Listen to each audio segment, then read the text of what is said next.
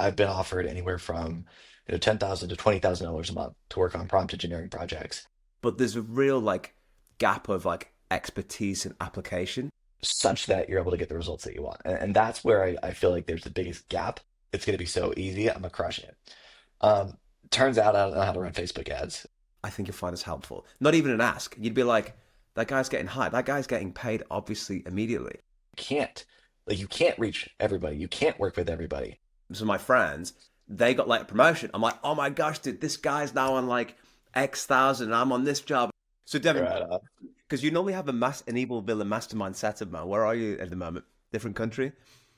Yeah, man. I'm back in Finland. I was here maybe a month ago, and I just fell in love with it. And the stage that the business is in, I need to like lock in. I need to focus. And what better place to do that than somewhere where it's cold all the time, it's night 50% of the time, and you just get to lock in. You know what I mean? Dude, I love that. And for the people watching who don't know Devin, Devin's done two master classes in our community and like had like one of the highest receptions ever. Devin, you're a super impressive guy, dude. You're killing it. You're actually making money with AI. And I think the way that you do it's really interesting. Like, so how would you describe your business? Because you started off in prompt engineering. You're like a pro in Mhm. that. And then how would you describe what it is that you do now? So it's basically a regression in the sense of I started in content, then from there I went and did prompt engineering, thanks to my good friend Chris Cunningham. Basically put me on and forced me onto the ClickUp AI squad.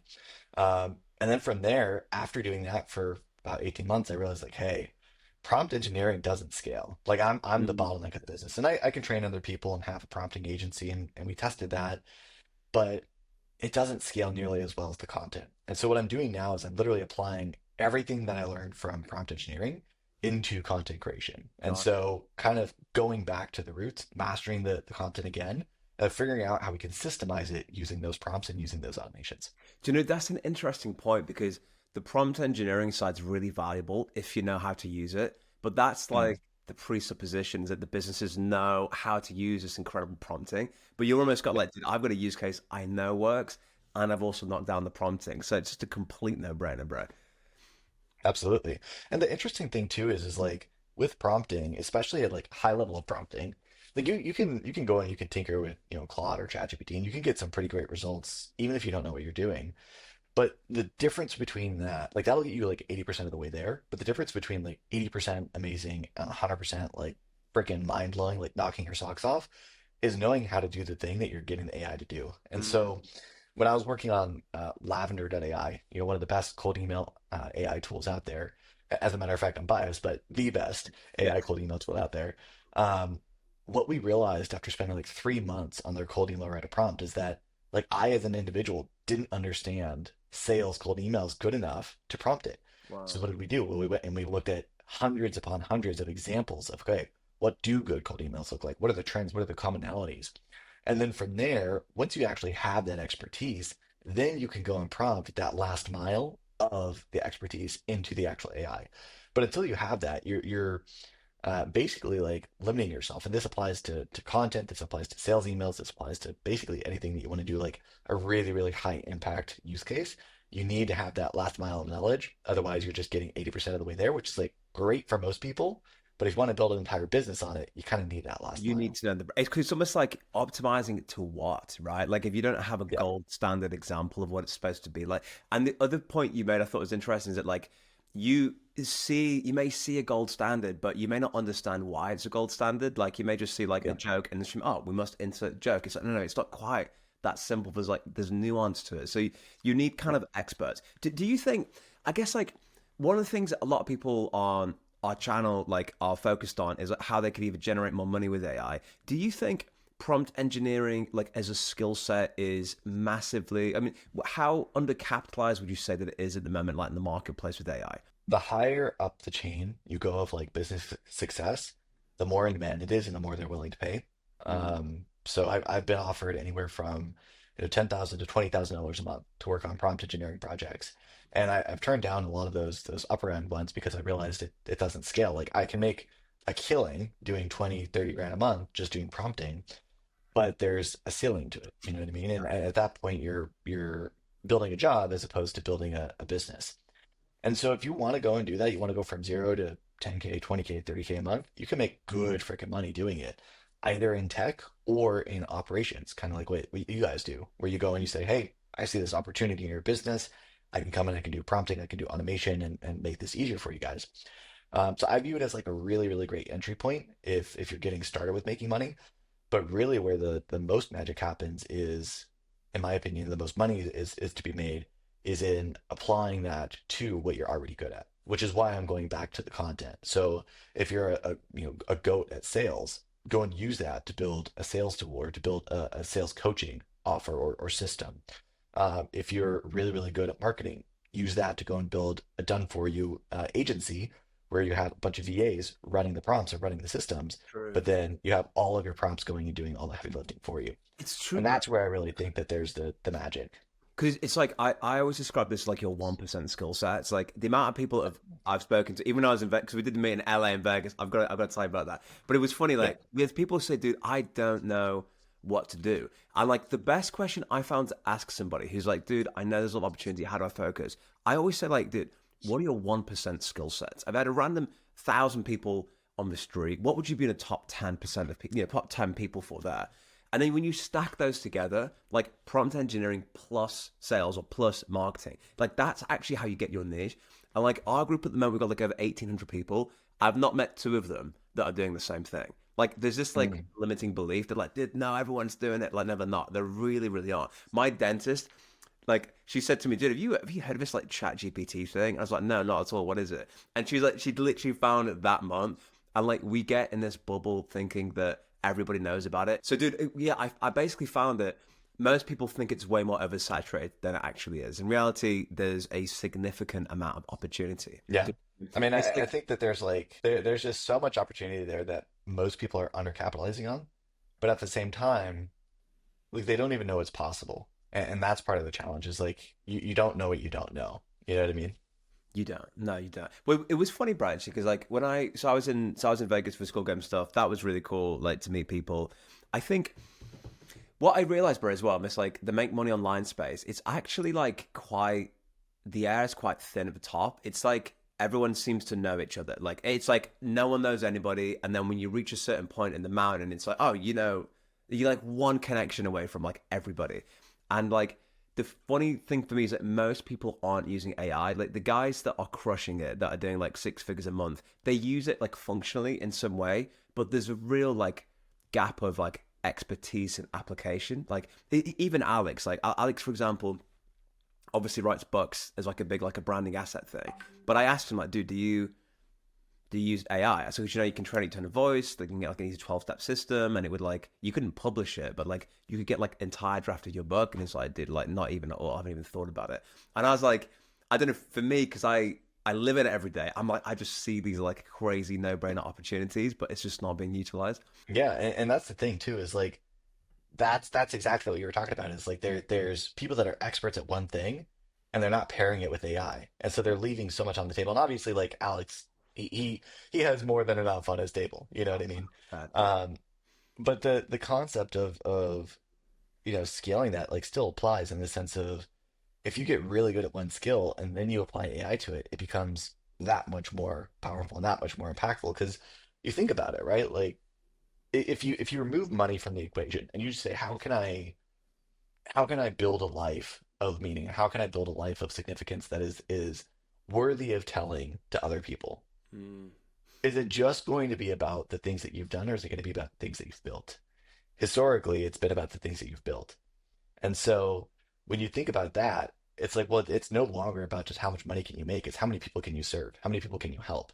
And that's what a lot of those people miss is because like they see AI as a tool for just doing, not necessarily a tool for building, not necessarily a tool for amplification Mm. of that impact. So, bro, you okay? Did you and I? We can talk about like a million things for a million hours.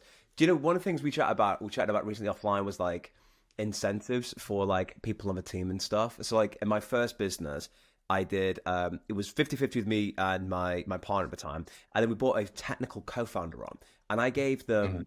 them 10% sweat equity. So the idea is that they would get 10% business. It would like vest over a a 2-year time period. They get certain percentages. And then when I sold some of that business, I auto vested them to 10%. So they got like some of the benefit and stuff. And one of my observations with that was that like, yeah, there's a general rule that says like, don't, it's not equity, but like rev share is like amazing way to do it because they just always pull in the direction of the business. I feel like that, how do you get that small business mentality? Because like my friends that own businesses, like something goes wrong at 3 a.m. they're like, they're on it. They just like, they just see things differently. And it's like, I think you've actually, I don't know how many, you rev splitting, your cleaner, your cook, your chef, like everybody's on a rev split in the Devin McPaul universe. Like, do you want to share through like your model and what you think about it? Because I think it's really, really clever actually for like scaling up. So I think the first thing is that it starts with the right people, right? Like you can have rev share, but if somebody's a lazy fuck, like you're not going to get the results that you want, right?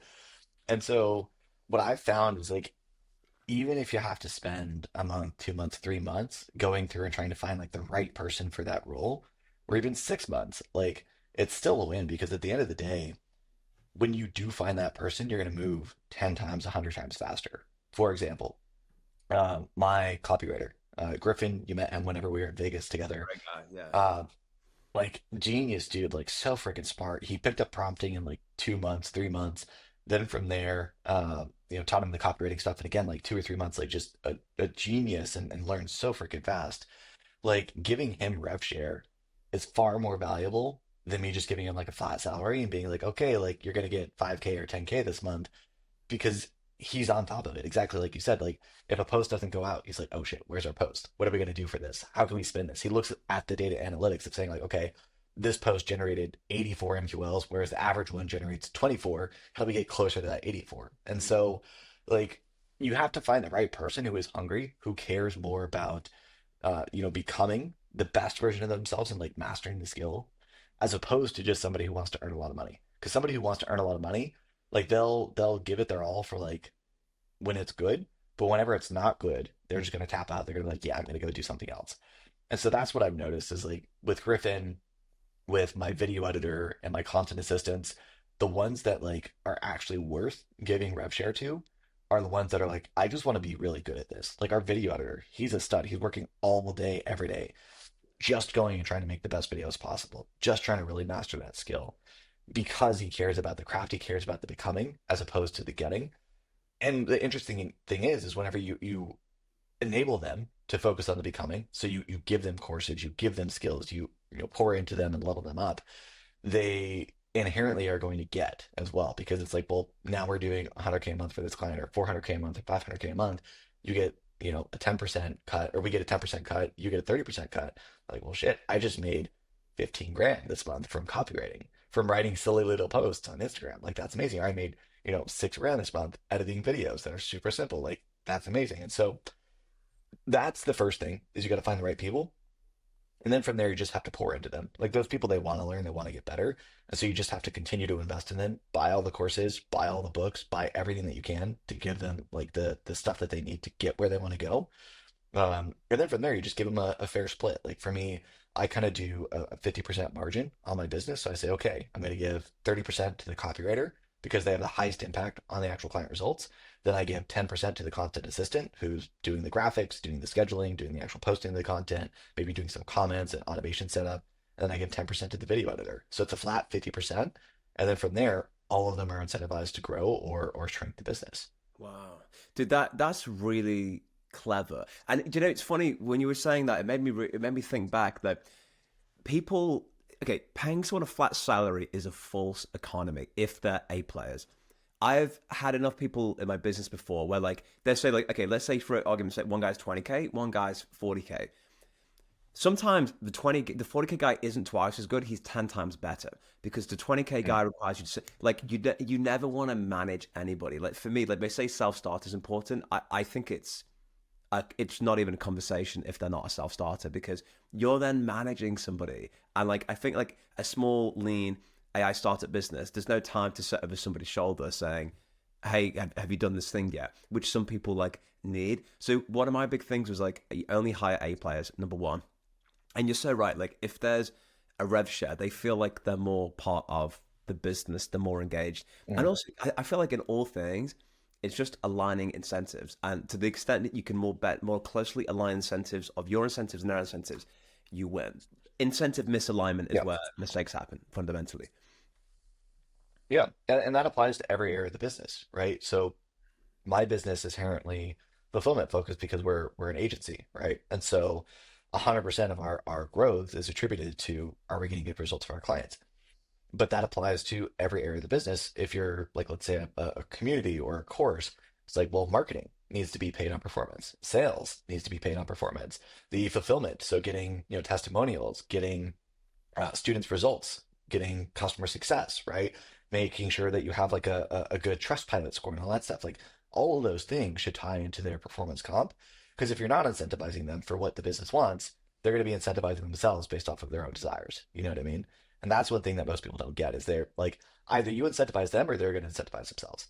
100%. And also, you can easily create gamifications of the system if you try to get too specific and clever with it, which is why rev split, like, Yeah. ideally, profit share would be the best thing ever if it wasn't so complicated to explain. But like, Yeah. yeah, rev split's like the next best thing ever. So I guess pivoting on client center because that's a really good one. Like a lot of people say, how do I get my first client? It's like I don't think my belief is the way you get your first client doesn't need to be scalable. I think you just got to get them. You Mhm. just got to get somebody work for free if you need to and get it dirty. We had a good chat about getting what you'd call trophy clients. Sometimes they also Yeah. call them whales. Do you want to share a little bit Yeah. about your philosophy on why you like trophy clients and like how you kind of hold working with like big ticket companies? Maybe share some of like your past Mhm. experience. Actually, I think that'd be good for people to know. I think. Yeah. Yeah, I mean, my first client was a trophy client. It was Prince EA, who has like billions upon billions of views on Facebook and Instagram and YouTube. And like, it was interesting because at the time, I had tried being successful in business. Like, I've been in this game for a while. And the first business that I had started was because I saw Tai Lopez's SMMA course. I was like, bro, I'm gonna Just get in my filthy rich garage. doing Was Facebook it my ads. garage video? Is that what? No, no, it was literally like, yeah, yeah, here in my garage, and then from there, like I bought the like 64 rules or whatever it is, and then from there, his entire like SMMA Academy. And I was like, dude, I'm gonna get so rich running Facebook ads for people. Like, it's gonna be so easy. I'm gonna crush it. Um, Turns out I don't know how to run Facebook ads, and so it's kind of hard to get clients and keep clients. But literally, like my first client um, was like a restaurant and the guy was going under. He basically wanted me to save his business. I'm like, bro, I don't know how to run ads. Like I'm That just was getting started with passion. this. Yeah, so it didn't work. And then from there, I had another company that was like a die-cast model car company. You know, those like little like metal toy cars. They like basically are one of the biggest providers of those in the world. And I was like, all right, I'm gonna come in, I'm gonna work for free. I did this like 64-page audit. I printed it out at FedEx Post and Ship, and it was like this thick book of like card stock, really heavy. I went in and I dropped it on the desk. I was like, hey, like here's all these opportunities I think that we can do. They're like, yeah, I mean, you can come in, but like we can't pay you anything until we see results. I'm like, all right, sweet. Except I didn't know how to get results. And so as a consequence, I actually ended up going homeless because I didn't know how to actually like get paid and how to fulfill. And at that time, I was listening a lot to Omar Elatar from The Passionate Few.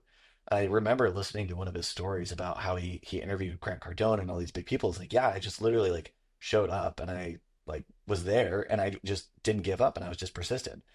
And that sparked an idea in me of like, well, what if I could just work with anybody?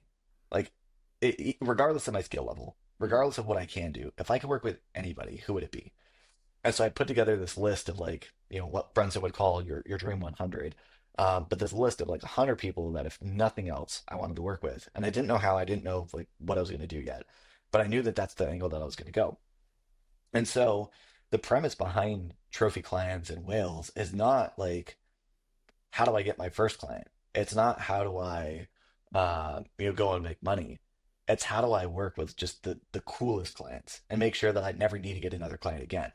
And that's kind of the premise that I have for all of my sales. Because if you close the right types of people and you know how to deliver the result, like you shouldn't really have to close more people unless you want to scale up. Um, and like that shows in the retention. Like Brunson, even though I exited the agency, Banff, he's still working with Banff. Like I still see his content. Prince EA, he's still doing content on LinkedIn from the Banff side of things. So if you close those big clients one time and you just keep them for life, like you're good to go. And so that's the story behind trophy clients. Is just dream big and think about like If you could only work with 5 people or 10 people, who would it be? And then from there, you figure out a way to get in. It's true, bro. Because I feel like this is. I want to say like the biggest like one of the biggest observations I've had like in the past 12 months that like is so true, but it's the thing that's so true that most people don't believe is true. Is it like if you actually just focus on adding value to a client or a business, you say, dude, I know for a fact this can add value. I've already done like a month's worth of work, a week's a day, whatever it is. I just want to give it to you and bless you. They like it's like if you stop removing problems and friction for free, they're like obviously like I don't because here's the newsflash, guys. People don't want problems, right? Ideally, they want less problems rather than more problems. And if you're useful and you're actually adding value from a good place, I mean, it's unreasonable that you wouldn't be successful. I mean, the example I always give Devin is like we always get emails about can I design X, can I design Y? Nobody ever says, Jack, you're missing CTAs. I've redesigned your last 3 thumbnails completely for free. I think you'll find this helpful. Not even an ask. You'd be like, that guy's getting hired. That guy's getting paid, obviously, immediately. But no one ever really thinks to lead with value. I think it's a good exercise to think about your dream clients, actually. Devin, when you think about capturing trophy clients, do you have like a rubric in your head of like how much time you'd invest per potential relationship? Do you say, dude, I'm going to like, Monday's clear, I'm just going to focus on how I can add as much value in this day? Or how do you sort of think about your approach with those guys? It goes against everything these guys have probably heard because a lot of the stuff out there is like send a million emails, send 10,000 text messages, like just smile and dial all fucking day. I hope that. And like I tried that and I just like hated my soul and I Of hated course myself you because do. like, Yeah. yeah, I was like, this isn't getting anywhere. Like I'm wasting my life and I'm wasting their lives too. And so the way that I think about it is like act as if you're already working with that person, act as if you already have a relationship and like you're gonna do whatever it takes to serve them, right? And the thing is like whenever you think that way, you inherently behave differently and you reach out to them differently too. Because you're not trying to say, hey, I gotta get 10 like packages or briefs or like audits or pieces of content done today, and that way I can get them out and get a client. Mm. You're literally just like spending an entire week or 2 weeks on one person. And then from there, you reach out and you say, hey, here's everything that I've done for you. Here's what I think is possible. And I hope that helps. Just like you're saying. And like you want it to be a give with no intention of ask. Like, and you saw this in my email too, whenever I emailed you for the community and the courses and live sessions and all that stuff. I was literally like, hey, I have these courses. You guys can steal them. I have all this knowledge. I'm happy to come on and do workshops. Like, I just want to serve. When you approach with that way, it's so much better. It's so much received so much better. But then also what you realize is you can't reach everybody. You can't work with everybody. And so you have to be inherently selective with who you do, because if you're wasting those, at bats on people that aren't worth it or people that aren't interested in you or can't pay you what you want to be paid, like you're wasting your time. And how do you? Because I guess like one of the things we spoke about before was like sometimes people are like givers and sometimes people are takers. How do you find out those people? Like, how do you make sure you're approaching the for the people watching? They're saying, okay, it's great. How do I find the right people to do that with?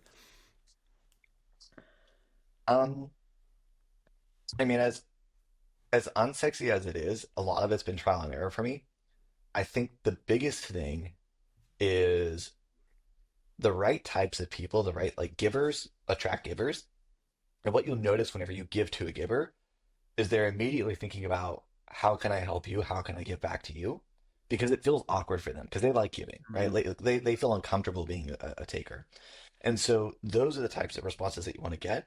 Whereas if it's somebody that says, hey, this is amazing, I want you to come in and do XYZ thing, that could be a good sign, but generally that means that they're a taker. And a good example of this, I was working on a tech company's project, and it was a sales guy, and he had a couple of best-selling books on sales.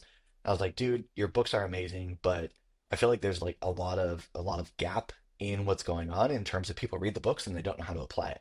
So I went and I built like 100 or 200 prompts for him based off of his books, where I said, okay, here's this framework, here's a prompt to go through and practice that, either cold calling, cold email, all that stuff. And I sent him those couple hundred prompts. He was like, wow, this is amazing. Dude, we have this AI chatbot that we need to build. Can you come in and do this? Like, it wasn't about giving back. It wasn't about um, like really, really like how can we collaborate? It was more how can I How take can I from this expand on guy? that? How can It's, I get as much as I can out of him? Exactly. it's true because like if you've done something amazing and they're not wanting to reciprocate or be like, dude, like you really didn't have to do that. Like, thank you so much. Like, it's like an Yeah. indication that it's not going to get better. But I guess that's also like a cost of the strategy. There's a Yeah. cost of doing it. That some are gonna, but like, here's the thing: you don't need them all to hit. You need like even 1 out of 20 hit rate would be ridiculous, right? So like, and obviously the hit rate's higher when you're like more skilled. But its job isn't to convert everybody. You know, there's going to be some Yeah. loss in some places. So like, tactically, And you also have to like think about that too of what is the dollar value of a customer to you, right? no. Because for example, if you're selling gym memberships and you're like, hey, I'm going to charge 25 bucks a month or 100 bucks a month, it's not worth it to do that. But if you raise your prices, you go up and you master a skill that is worth high ticket and worth high dollar volumes, then you can afford to do that. And so there's also a time and a place for it. Um, I really like that higher end because it's a lot easier to scale. Because if you want to hit 100 grand a month, you just need, three $33,000 a month clients or, two $50,000 a month clients. It's a lot easier to scale.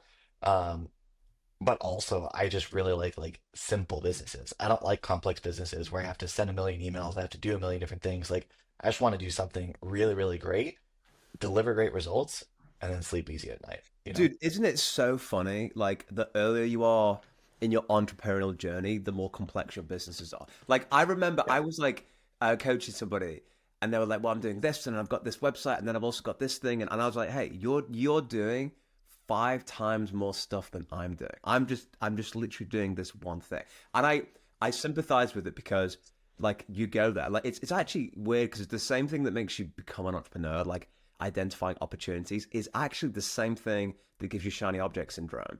And like you kind of push towards more complexity because you just see opportunity. All you see is opportunity, but you don't see the hidden cost of not focusing. And that was also one of the big things that became apparent to me when I went to the school games, the guys that did the MRR stuff, is like the guys that were really crushing it, they just had one thing and it was super simple. They kind of want to be Yeah. more the In-N-Out burger than the Cheesecake Factory menu. And if you've not been to Cheesecake Factory, the menu reads like a Stephen King. You're turning pages for 10 minutes, like of products and stuff they're doing. So like this push for like simplicity. Bro, it's actually the reason why I've not launched an AI automation agency. I've not done that. Mhm. And I know, because like I meet people, all these meetups, bro. They're like, dude, I made 20K selling this. I made 15K. And I'm like, dude, I love that. That's why I do what I do. If I did it, my focus would be distracted from my core mission, which is to help people level up with AI and automations. And it sounds like I could just do it. The reality is, no, it would like my. I just want to focus on one thing, which is adding net value to the group, and that's literally it. And that in itself, you could argue there's even not enough hours in a week to do that anyway. Let alone trying to do an agency Yeah. alongside it. It's crazy. Yeah, exactly. Yeah, there's very few things that you can actually say yes to and still do a good job. And even from the agency standpoint, like there's only so many clients I can take on. Like I really can only take like two or three clients until I replace myself with a copywriter. And even then, that one copywriter can only really handle one client if you really, really want to do a good job. And so it's like you have to have singularity of focus if you really want to, get to upper echelon. Um, because you just there's so many things that you have to worry about, you know? I agree, and it's like the good expression was like the nicher you go, the faster you grow, and I think that's Mm. true. And I've seen entrepreneurs like hit. The other thing is there's this weird thing about like 10K a month, and it's like you'll notice like every video is how do I get to 10K a month. I guess it's become like the golden number for people. The thing is though, I don't. There's nothing actually. 10 to 100 versus 0 to 10. I think 0 to 10 is actually harder. I think 10 to 100, like comparative per unit of effort. I think 10 to, if you could get to 10K a month, you could get to 100. I think it's just a scaling question. So like I always think about it as like the two assets are the entrepreneur and the vehicle. And you could have a 10 out of 10 entrepreneur in a 1 out of 10 vehicle, and they're going to be limited in their growth. Like it's like but that's also part of the game is like you can do a business that can do well, but it just the business economics and opportunity wouldn't allow you to scale it. And if you take the same Yeah. entrepreneur and it's like Jeff Bezos, you put him in a car dealership, he can only sell a certain number of car units. He's just capped by the opportunity. So it's like Yeah. there's also like people are in this like huge rush to do it. I've got to do it like this week, and that's actually one of the funny things I get like mindset. They're like, how do I make money by Tuesday? I'm like, You could, but like it's not going to be the best thing for you in 5 years' time to do that. Have you found that, bro? Like with people in the space, like they want to make money yesterday. I think it is because there's so much hype about 10K. Because like that's what all the business opportunity people sell. It's like your first 10K a month, bro. Your first 5K, like just $50 a day or $100 a day or whatever, like $300 a day, whatever fucking is. That's what a lot of them sell. But the interesting thing is that like that's just 100K a year, right? Like you think about it, it's like that's Mm, just a six-figure salary. mm. And so I don't know that it's even the 100K that they're chasing. I think what they're chasing is just the six-figure salary because there's that like assumed prestige and excellence coming from, whatever you're earning 30K, 40K a year to 100K. It's like, oh, I'm big dog now. What you realize is that 100K is actually very small dog Yeah. in the sense of like, even now where we're doing anywhere from 30 to 80,000 a month, depending on how good our months are for our clients. It's like I still feel so fucking tiny. Like I still like have so much to do because I'm only doing two or three clients at a time. And I'm like, dude, we need to be doing 1 billion a year in revenue for our clients so that we can be doing 100 million a year. Yeah. And like we're not gonna get there at this pace. And so I think there's also just diminishing returns after 10K as well. Like for me, I had a decent apartment. It was like 2K a month. I had cleaners, I had chef, I had personal trainer, all that stuff to like live the good life cost less than 10K a month. And so I was like, well, anything else after that I don't really need. But that doesn't mean you don't want to scale still. It just means that like your reasoning is different. It's 100% diminishing returns. But here's also the good news: is it like I don't want to say there's a formula, but like there is like a set of things that you can do that makes failing less likely. And Mm, like, I started on this journey 7 years ago. I just decided I was going to start learning and investing in myself. And I don't know if you had this, bro, in your journey, but like I made a decision to deliberately not get a promotion at work so I could actually focus more on building up the skill set, which meant that in the short term, some of my contemporaries, some of my friends, they got like a promotion. I'm like, oh my gosh, dude, this guy's now on like X thousand and I'm on this job. And I was like, and if you judge the decision based on like at the 6 months, it'd be like, dude, this is a failure. But if you judge it by 7 years, it's like an unbelievable thing. And it's like you do have to have a bigger long term perspective with them. But it's like it's not actually a case of if, it's when if you stick with it. That was a big thing they said that they did a mm, funny study with the guys in Silicon Valley who did a big startup and it failed. And what they realized was is like I think there was like 10 people that did it. Two left. They said it's too stressful. I'm going back to corporate.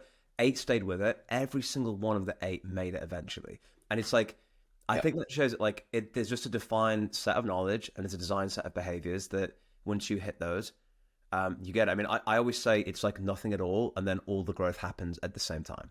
It's like years of failure, Mm. and then all your benefits happen at once. That's why, like, but the truth is, most people don't bother. That's why most people won't do it because they want to do it, but they're just not willing to put the work in, unfortunately. Which is a good thing. You'd rather it be a knowledge problem than a kind of selective problem.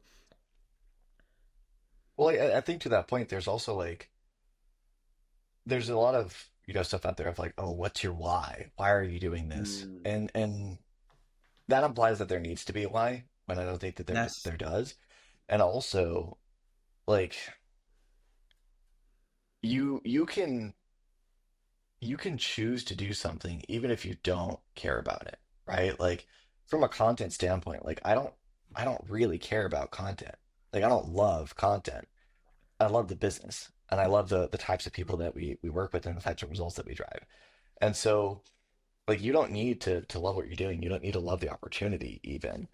You just need to think about like what type of life do you want to live? Do you want to live a life where you're going and working your job and like you have comfortable pay? If so, that's great. Like go do that. But don't like bully yourself into thinking you need to go and do this if it's not actually in alignment with your values.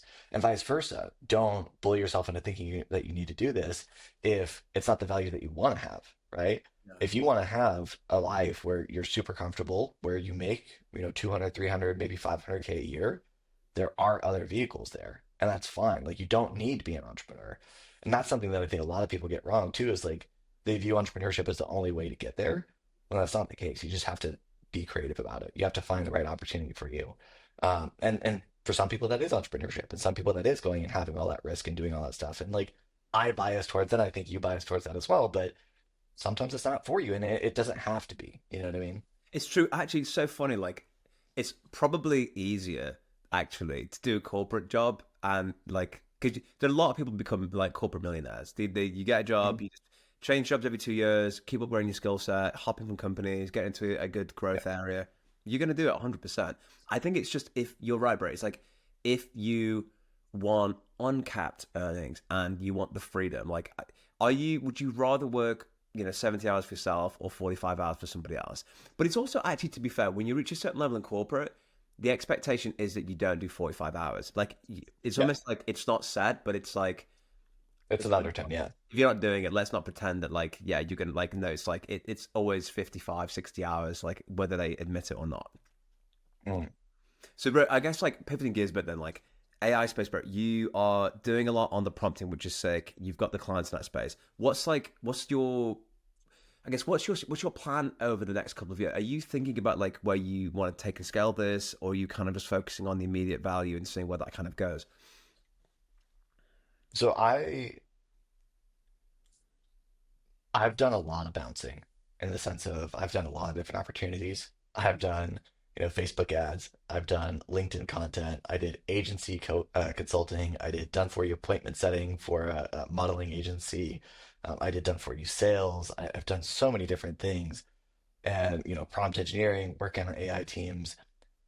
What I realized is like I just need to stick with one fucking thing. And, Yeah. and so whenever I was talking earlier about like I want to generate $1 billion a year for my clients and revenue. Like I'm viewing that as like if I accomplish nothing else in my life, that one thing is worthwhile. And so that's what I'm going to put my bucket into. And so really like the next year, 2 years, 3 years, as unsexy it might sound, it might really just be getting better at content. It might just be mastering that skill because there's two types of content. There's content to build audience and there's content to build pipeline. And typically speaking, content creators that are really good at building content, like viral stuff, are not really good at building pipeline because they don't understand the copywriting. They don't understand persuasion. Whereas the people that are really good at building pipeline are not really good at building content in the sense of they know how to sell, they know how to persuade, but they don't know how to build that at scale. And so there's an incredibly hard skill there of mastering both of those and combining both of those such that you're able to get the results that you want. And that's where I feel like there's the biggest gap, which is why I'm going to be spending the next 2, 3, even if it's 10 years, focusing just on mastering that, both for myself as well as my team. Because once we have that level of expertise, once we've crystallized it, from there, using AI to do that is going to be way easier. And So using prompting to do that's going to be way easier. But we need that last mile expertise. Otherwise, we're just leading ourselves blind, you know? yeah, that makes sense. So like when you say like create, so people who create to get virality in terms of like get the eyeballs, keep them watching, keep them engaged, versus the guys that Mhm. take them from interested to sold. How could you talk about like those? Because that's quite, I've never heard that framework before. That's really interesting. Like how do you like hold those two things? Like how would you like define those as like skills and benefits? Mhm. So, content that goes viral is sharing entertainment or education. Now, the interesting thing about persuasion is it's very rarely education. It Right. is belief shifting and identity shifting under the guise of education. So you feel like you learned something new, but you don't actually have the sauce to go and do it. And like what we see is you can build a personal brand for years. Like we think about like Ali Abdal or even Dr. Mike.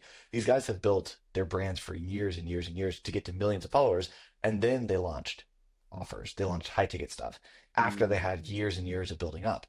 Basically what they did is they spent years building that trust and building that audience through that viral, through that educational content, but they didn't really have the persuasion there. And so on the back end of that, the persuasion was, hey, I've trusted this guy for 2 years now.